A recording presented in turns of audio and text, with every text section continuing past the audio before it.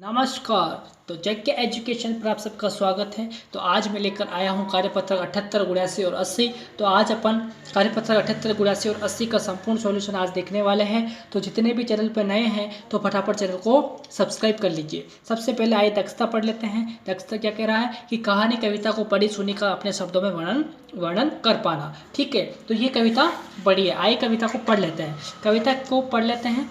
पूछ रही मछली कछुए से क्या लगते हो मेरे, सांप पूछता कछुए से हाल चाल क्या तेरे। सूरज ने धरती से पूछा लगा रही क्यों फेरा, धरती ने सागर से पूछा क्यों मुझको है घेरा। ठीक है, आइए नेक्स्ट चलते हैं।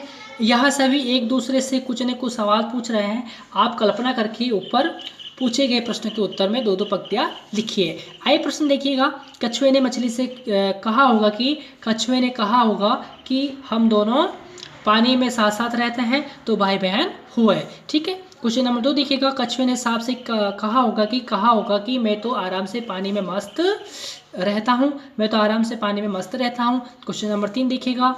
धरती ने सूरज से कहा होगा कि यह मेरा काम है क्योंकि इससे दिन रात होते हैं और लोगों को आराम करने का समय मिलता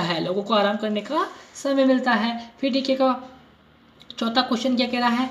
चौथा क्वेश्चन यह कह रहा है कि सागर ने धरती से कहा होगा कि मैंने तुम्हारी नदियों को अपने अंदर समाहित कर रखा है। ठीक है, क्वेश्चन नंबर 5 देखिएगा।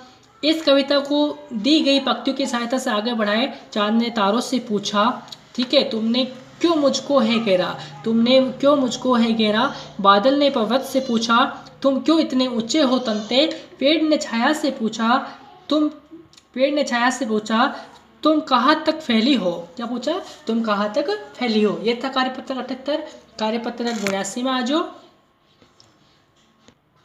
कार्यपत्रक 79 देखिएगा। व्यवहारिक व्याकरण वाक्यों में संज्ञा को पढ़कर समझ पाना। तो निम्नलिखित गद्यांश को पढ़कर दिए गए प्रश्नों के उत्तर लिखिए। सादगी से भरा जीवन व्यक्ति की महानता का प्रतीक है। यदि सादगी से भरा जीवन उच्च आदर्शों यानी कि उच्च आदर्शों क्या होगा? उच्च आदर्शों एवं विचारों से युक्त हो तो सोने पर सुहागा हो जाता है। सादगी से भरा जीवन व्यक्ति को लोभ, लालच, आडंबर तथा प्रदर्शन की भावना से दूर करता है तो उसके विचार उसके मन को पवित्र तथा निष्कपट बना देता है। आइए एक प्रश्न देखते हैं। प्रश्न देखिएगा पहला। निम्न शब्दों की विलोम लिखिए तथा उनसे भाववाचक संज्ञा भी बनाइए। क्योंकि भरा का विलोम शब्द क्या हो जाएगा? खाली। और भरा ही क्या है? भाववाचक संज्ञा है। दूर का क्या हो जाएगा? विलोम शब्द पास हो जाएगा। और दूरिया क्या है? विलोम शब्द है। क्वेश्चन नंबर 2 देखिएगा। प्रस्तुत गद्यांश का उचित शीर्षक लिखिए। तो सादगी से भरा जीवन। क्वेश्चन नंबर 3 देखिएगा। व्यक्ति की महानता का प्रतीक है तो सादा जीवन क्या है? व्यक्ति की महानता। क्वेश्चन नंबर 3 देखिएगा। व्यक्ति की महानता का प्रतीक है तो सादा जीवन व्यक्ति की महानता का प्रतीक है। क्वेश्चन नंबर 4 देखिएगा। निष्कपट शब्द का अर्थ है तो निष्कपट शब्द का अर्थ क्या हो जाएगा? कपट रहित हो जाएगा। क्वेश्चन नंबर 5 देखिएगा। सादगी भरा जीवन मन को पवित्र करता है। क्या करता है? मन को पवित्र करता है। क्वेश्चन नंबर 6 देखिएगा कि सोने पे सुहागा होना मुहावरे का अर्थ बताइए। तो सोने पे सुहागा होना मुहावरे का अर्थ क्या हो जाएगा? अच्छे में और अच्छा होना। तो ये था अपना कार्यपत्रक 79। कार्यपत्रक 80 में आ जाओ। कार्यपत्रक 80 देखिएगा कि दक्षता संवाद को पढ़कर समझना व पूछे गए प्रश्नों के उत्तर दे पाना। तो कार्यपत्रक 80 है। आइए कार्यपत्रक 80 सोल्व कर लेते हैं। निम्नलिखित संवाद को पढ़कर दिए गए प्रश्नों के उत्तर लिखिए। तो छत्रपति शिवाजी।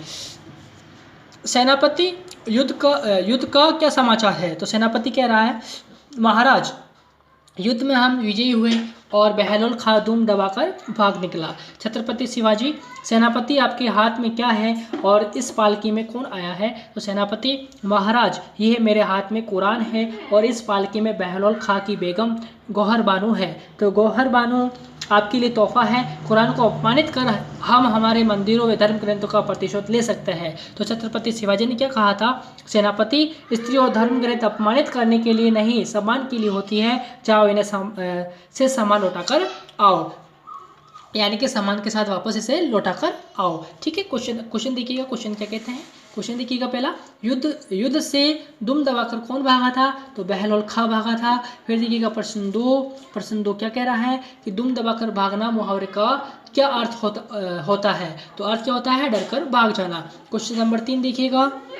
हिंदू धर्म के प्रमुख धर्म ग्रंथ रामायण, गीता, वेद हैं। उसी तरह इस्लाम, ईसाई और सिख धर्म के प्रमुख धर्म ग्रंथ का नाम है। तो लिखिए, तो इस्लाम, कुरान, ईसाई, बाइबिल, सिख गुरु ग्रंथ साहिब आदि इसके हो जाएंगे। ठीक है, धर्म ग्रंथ हो जाएंगे। ठीक है, क्वेश्चन नंबर 4 देखिएगा, एक अच्छे शासक के क्या गुण होने चाहिए? तो एक अच्छे शासक के गुण सत्यवादी हो, बलशाली हो, वर्दों व स्त्रियों का सम्मान करने वाला, विवेकी होना चाहिए, विनयशील होना चाहिए, न्यायप्रिय होना चाहिए, आदि गुण उसमें होने चाहिए। ठीक है, क्वेश्चन नंबर 5 देखिएगा।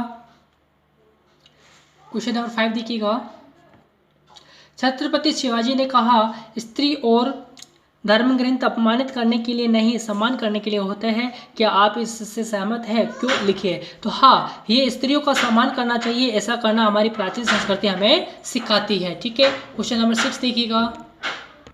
क्वेश्चन नंबर 6 देखिएगा, आप भी ऐसे कोई 2 महान पुरुषों के नाम लिखिए जिन्होंने धर्म और स्त्री का सम्मान किया है।